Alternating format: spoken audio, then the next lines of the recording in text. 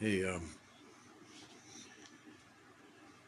this is an attempt at a tutorial video that I said that I would make for you about Freight Train Boogie.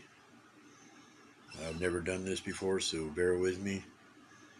I don't read music, I play by ear.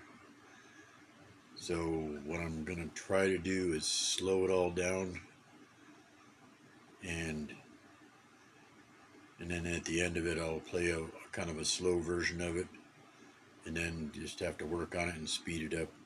Just practice it. It's all I know how to do. Thanks for being interested though.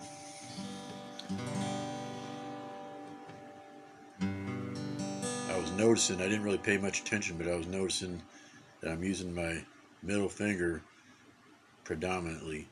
A lot of it